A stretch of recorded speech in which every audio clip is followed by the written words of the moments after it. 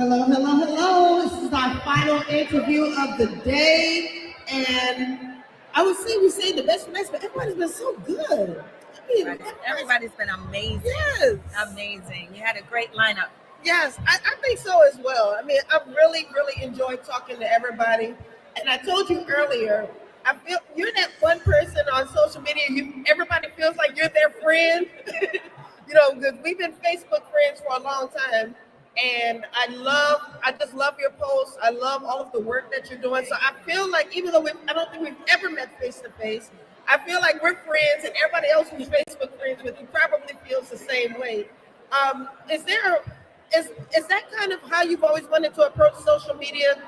Kind of approachable, like everybody's friend, so to speak. Absolutely. My background in social media comes from me having my own parenting blog called My Brown Baby. Yes. And My Brown Baby was a blog that was out when mom blogs were a big deal. We hated calling them mom blogs because they were much more than that. But so I looked at it as a parenting blog that celebrated the intersection of parenting and race. And part of doing that blog was about me sharing my life and making sure that people understood what it meant to be a Black mom in America.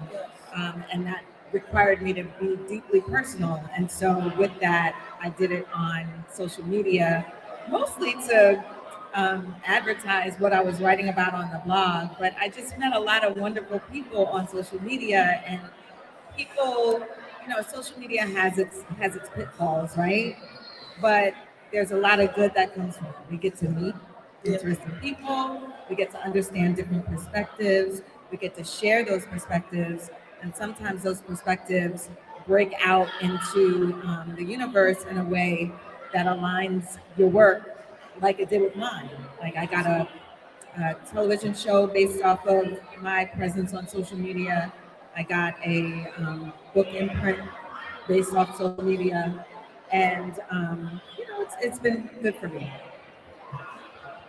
And now another thing that's happened is, and I don't know if this is as a result of social media, but you've had a lot of opportunities to either co-write or ghostwrite a number of celebrity books and memoirs. Right. Yes. My background is as a journalist. Yes. I started out as a political reporter for the Associated Press and then the New York Daily News. I'm from New York. And then I became an editor for a couple of magazines. One was Parenting, and the other one was Honey magazine. And through my work with that and my connections, I was able to get my first book deal, and that turned into celebrity memoirs. So I've done books with Steve Harvey, which was mentioned earlier, Taraji P. Henson. I read that. Charles Wilson. Jesse Norman. I've done some really interesting work with some really interesting people. What is it like to write a celebrity memoir? Because just like I said, I feel like we're friends already. When it comes to a celebrity, people feel like they know that person. So you have to be very intentional in how you write the story, because you don't want to not sound like that person. Or you don't want to not sound like that person. So how do you maintain that voice, but at the same time still write it well? Right.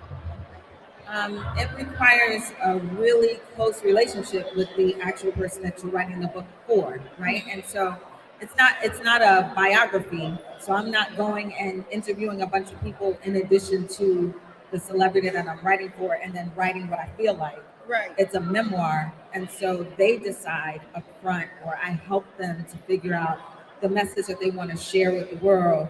And then my job is to get them to sort of organize those thoughts and get those stories in a way that will appeal to their readers, but also honor what they want to share, maybe sometimes what they don't want to share, and then write it in a way that, that brings the reader in.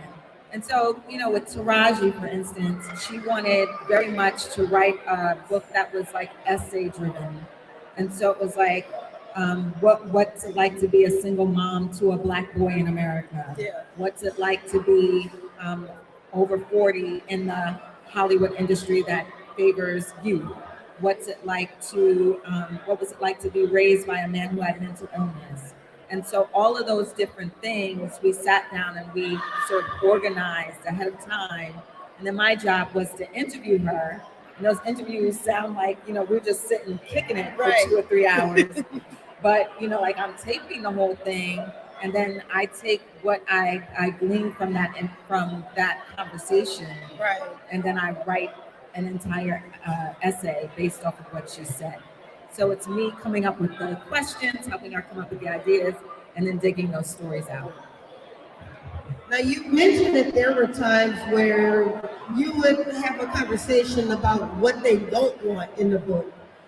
Do you ever have that hard conversation with, I know you're saying you don't want this in the book, but this is very important for us to make this point. And then in that same vein, how do you decide how deeply you should go with that?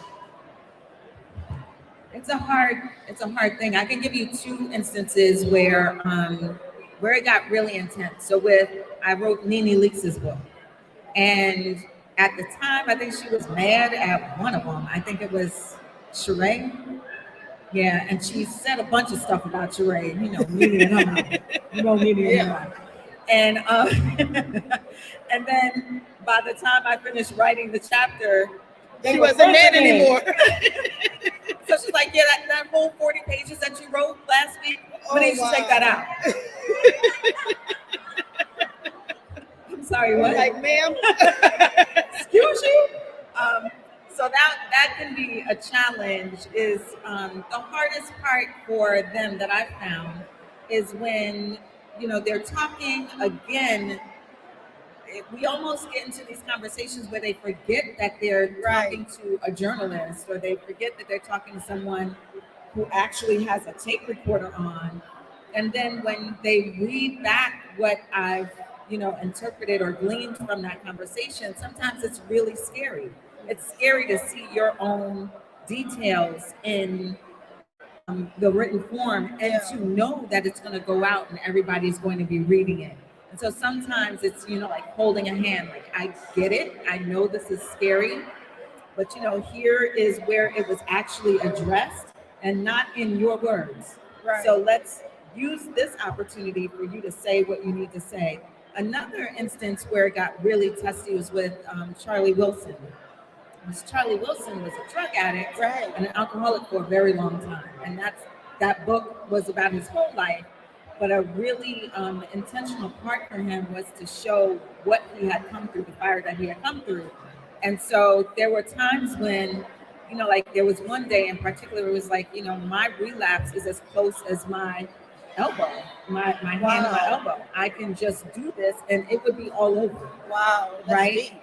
And so while he's talking about, what it was like to go to drug rehab and how he drove around the drug rehab taking crack for the last time before he went into rehab, he's thinking about that feeling, right? And that's not necessarily that's a dangerous thing for a drug addict, is to think about even the degradation that came with it, just the feeling of being high. And so we had to stop that conversation. I had to, switch subjects because he was feeling away. I was starting to feel away. And so we had to put that aside and just make sure that he could recover from the conversation. So it's a lot. I think that's the part that people don't always think about when it comes to either ghostwriting or co-writing. Sometimes you do have to hit those emotional points, but you have to know when to dig deeper and when to pull back. Absolutely. And I think sometimes that's kind of a balancing situation. Absolutely. Yeah. Absolutely. Have there been times where you wanted to pull back and the person wanted to go deeper? No. It was always like a reel it back in, reel it. Okay, I was just wondering. Now, I will also say that when you are co-writing or ghostwriting, especially when it's memoirs or an autobiography, that person's still alive. Yep. And often they're going to be saying some things that could be hurtful to the people who were in it with them.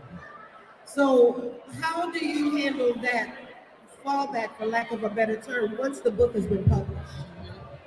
Um, that's only happened once, and it wasn't even a memoir. It was a Steve Harvey book.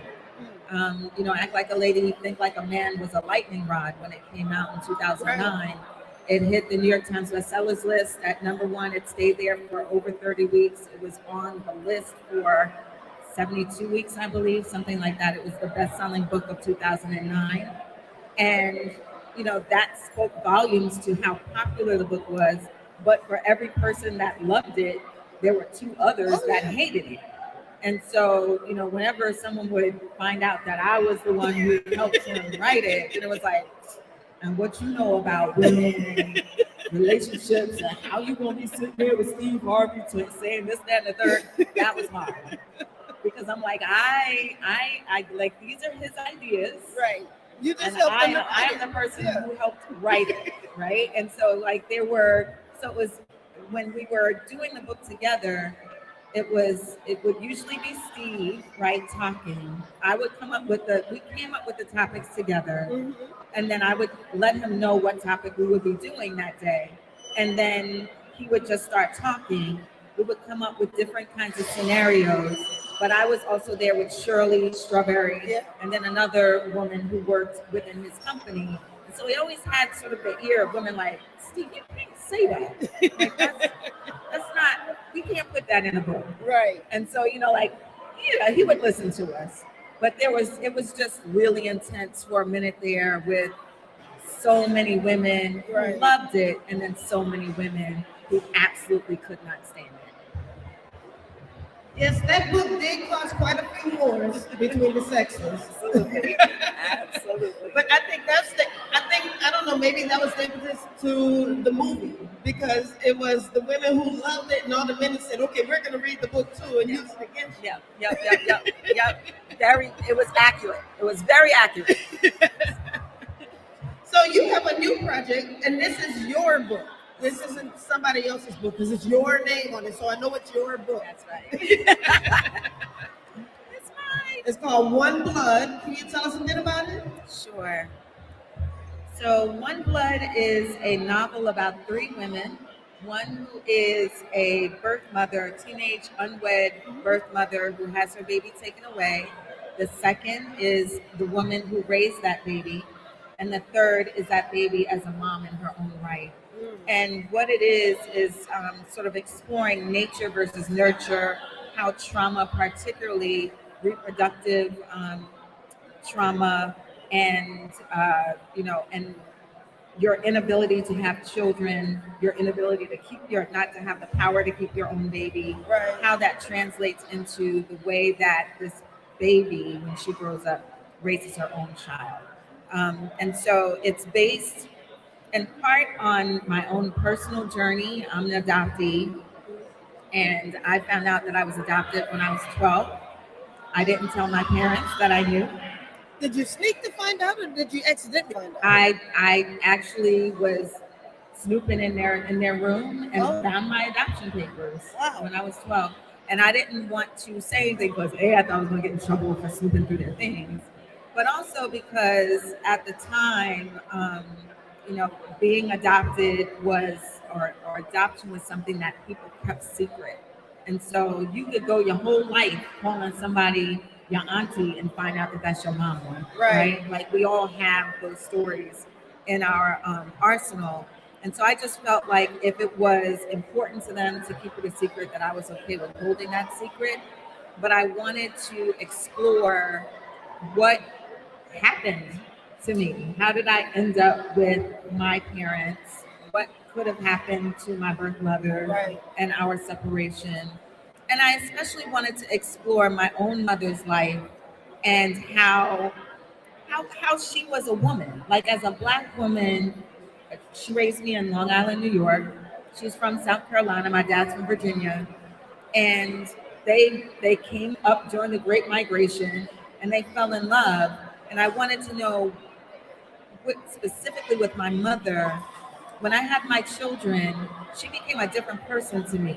Wow. She became a person that didn't see me as just a daughter who was, to be seen and not heard. I became a woman to her, someone that had the right to ask questions and had the right to hear her answers and to hear about her life and to have her support. Now, unfortunately, my mom passed away literally 6 weeks after I had my second baby. Wow. But there were so many things that I always wondered about her, like why she was friends with who she was friends with, how it was for her to be a wife, what was it like for her to work so hard and then to come home and have to be a mother and a wife, and how that played on who she wanted to be. Is that who she wanted to be? Or were there other aspirations from her generation that she wasn't able to explore because women of her generation couldn't even have their own credit cards without a Right, man, right. co-signing, or have their own rental or their own house. They couldn't do anything without the permission of a man. And so what was their capital? Their capital was to get married and have kids. Well, if you can't have kids, what is your capital in that time? And so I wanted to explore all of the different sacrifices that Betty Millner made, Right. and then what happened for her to build this beautiful life for her daughter, and all the ways that I, kind of took the things that she taught me, and also the things that are just in my DNA from my birth mother, and how that sort of played into how I raise my own daughters. So that's what One Blood got. Wow. So now, with all of that said, has your family had a chance to read the book yet, and are they seeing these same parallels as well? So the book is fiction. Yeah, but- There are some parallels. My dad is just starting to read it, but I did tell him about it. And he knows that during the course of the book, I actually found my birth mother. I was doing research in the middle of the night and just came across this hospital that I was actually born in, and found out that it was a home for unwed mothers. And that led me down a path to understanding that I most likely wasn't given away, that I was probably taken away in this home for unwed mothers from my birth mother. And then I found out that in New York, if you knew the hospital that you were born in and the day of your birth, which I wasn't confident about, because the only thing I knew about my birth was that I was left on a stoop, and 4 days later my parents were looking for a daughter and I was there. So I wasn't even sure if my birthday was my actual birthday until last year. And so I sent away to New York with this limited information that I had, and it turns out my birthday was my birthday. The hospital was a home for unwed mothers, and they sent back my full birth certificate with my birth mother's name, where she was from, where she was living when she gave birth to me, her age, her birthday. And she had a very distinctive name, and her father had an even more distinctive name. And I was able to track her down within a couple of days. Journalist platform. I was able to find her within a couple of days. Wow. And it turns out that she was living in the same small town as me in Georgia. Wow. Yeah.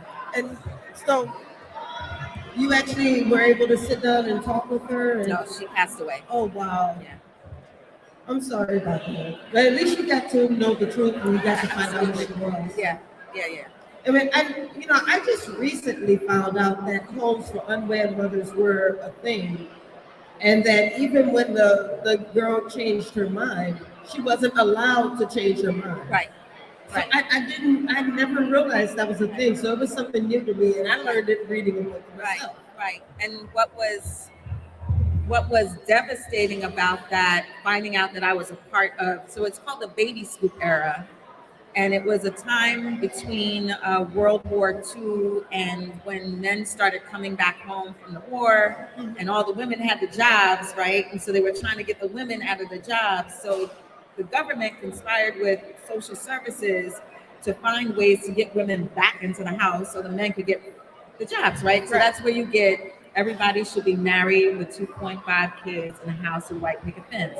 That was propaganda by the United States government. Wow. And that, everybody, that led to the baby boom era, right? But for the people who couldn't have children, what did you do? You had to go and you had to adopt babies. And so they conspired to convince single mothers that they were, just bad people, and that the children would never thrive, and that they should give their children to couples.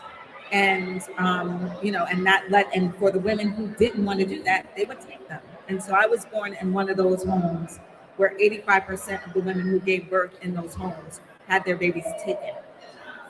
And so to find that out was devastating. I'm quite sure that was devastating. Yeah. So, as you were writing this book, and I know it's a work of fiction, but did you kind of relive all of these things that you had learned about yourself? I mean, did it feel like you were reliving that as you were writing this book? There were definitely things that I felt like, I was reliving just because I was really asking my character the questions that I always wanted to ask my mom, right? Like, why did you do this way? Why did you make that decision?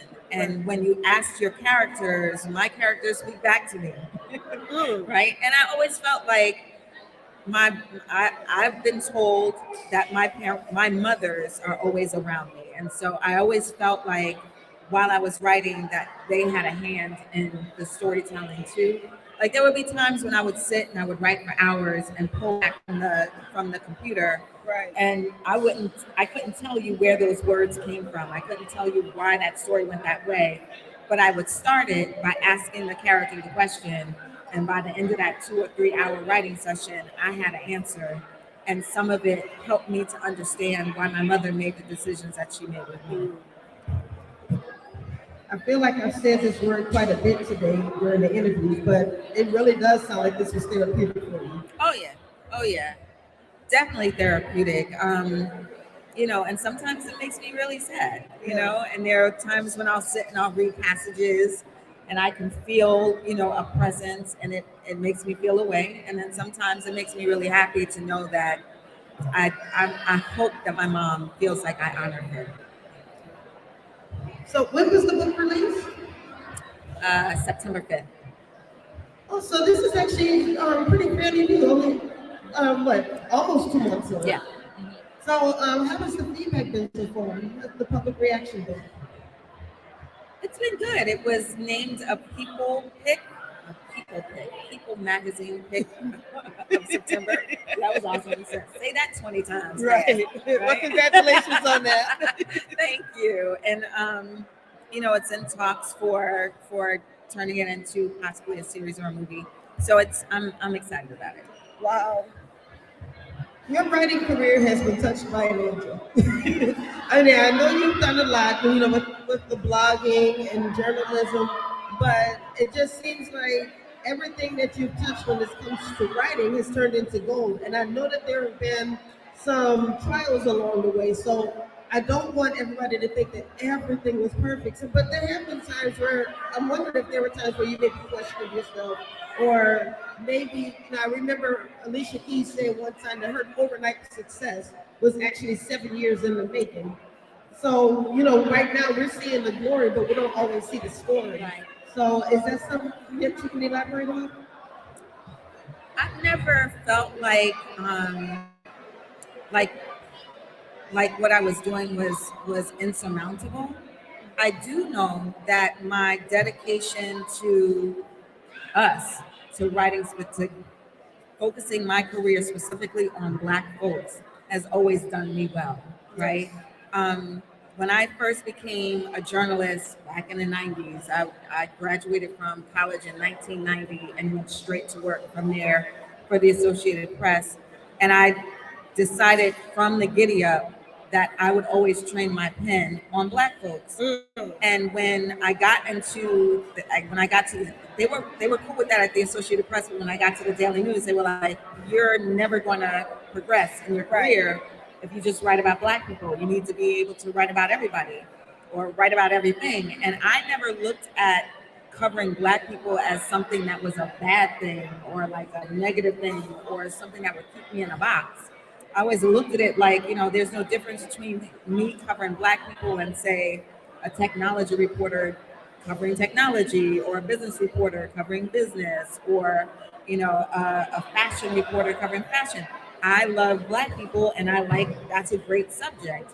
I'm also from a generation where it was still a revelation to see Black people on television, Yeah. or to see them on a magazine, or to see them in a newspaper. And so I always wanted to be in a position where I could shine a light on us. And it has never steered me wrong. Like every time I said, no, no, no, I'm going to focus on Black people, it's done me well. So there's an advantage in being unapologetic about what it is that you're pursuing and what it is that you're doing. And when you're doing it, make sure you're doing it well, so that way they can't complain. There it is. That's it. So, does anybody have any questions for you? You have a question? Oh, okay. Come on.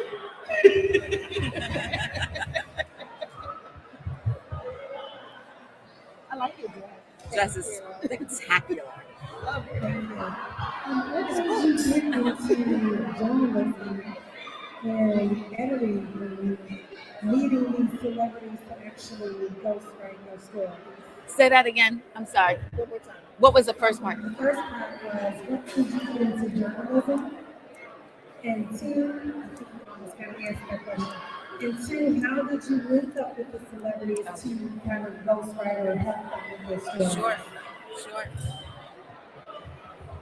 So I got into, how did I get, I wanted to be an architect and my math grade sucked.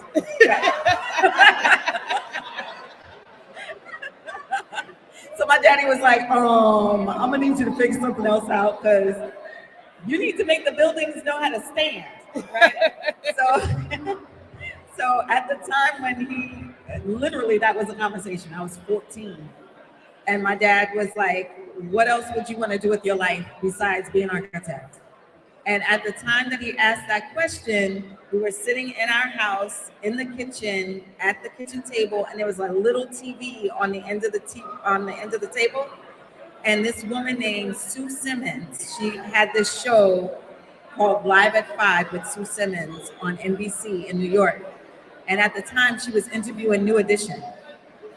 Now, anybody who knows me knows that Ralph and I were supposed to be together. And at the time when he said, what do you want to do with the rest of your life? I was like, I want to do what Sue Simmons does. I didn't mention that so I could meet Ralph. But he said, all right, tomorrow go back to school and figure out how to become Sue Simmons. And when my dad tells me to do something, I spread my wings and I fly, right? So I went back to school and found out that we had a student-run radio station. If you had records, they let you have a show. So I got a show. There was a class, if you agreed to stay an extra period after school, it was a 2-period class that showed you how to use cameras, how to edit on cameras, showed you how to talk and host in front of people. We would film school plays and basketball games and such. And so I gathered a reel that way. And then I became a photographer and writer for the school, yearbook. And then I took all 3 of those things, and my local newspaper had a scholarship, a full tuition scholarship, and every summer an internship if you won the scholarship. And I used everything that I learned from those 3, activations to get that scholarship, and went to Hofstra University, studied mass communications, and in the 4th year, instead of going to intern for Newsday, I interned for the Associated Press, and they gave me a job right out of school. So it was just like at age 14, I just decided that was what I was going to do, and I did it. There you go. And then what was the other question? She wanted to know how you linked up with the celebrities. How I linked up with the celebrities. Okay, so I wrote Nene Leakes' book first. And that came from writing a story for Essence on Nene Leakes and Lisa Wu. They were both abused by their significant others. And I wrote a story and interviewed the 2 of them for Essence. I was hired to write the story for Essence. And an editor saw Nene's story and knew she was like a spark plug, right? Like she was, of all of the women in the first season of Real Housewives of Atlanta. She was like the spark plug. And so an editor saw that story, called Nene and said, like, would you like to write a book about your experience? Nene called me back and was like, who is this lady and is this for real? And I was like, absolutely, it's for real. Dawn Davis is the grande dame of, publishing, one of the few Black women in the industry who can make moves. You should return her phone call. Yes. And then, she returned her phone call. She called my agent. I told her to call my agent. Don't call without an agent. She called her, and then we hooked up and we wrote that book. And then when folks saw that book, Dawn was the one who also had the contract with Steve Harvey. I had just moved to Atlanta. He was looking for an Atlanta writer, and so Dawn was the one who brought him to me. But the way that it happens is they have agents. They go and they get their book deals, or they hire someone to write a proposal, which is what I do. And then you go and you shop it to agents. And then once the publishing house decides that they want to publish it, they have to go and find a writer, and agent will come to me and ask me if I want to write it. Touch by an angel, I told you. Well, Denene, thank you so very much for spending some time with us today at the National Black Book Festival. Thank you for all that you've contributed to the literary industry. I will be reading this book because it just looks amazing. The cover is beautiful. I don't know if you guys have seen it, but this is the cover of the book. It's beautiful. It's beautiful. So I will be reading this, and anybody else who wants to read the book, make sure that you go and get the book at the end of the front of the room so she can sign it for you. And I need my book signed. I got to get to the airport, so I need my book signed. Okay, thank you. So everybody, thank you so much for joining us here today at the National Black Book Festival. Thank you for being a part of this interview. Thank you for the support that you've given me and Meet the World Image Solutions. I love all of you guys and I hope to work with you very soon. And you guys have a wonderful, blessed rest of this day. Thank you. That was wonderful. Thank you so much. Let me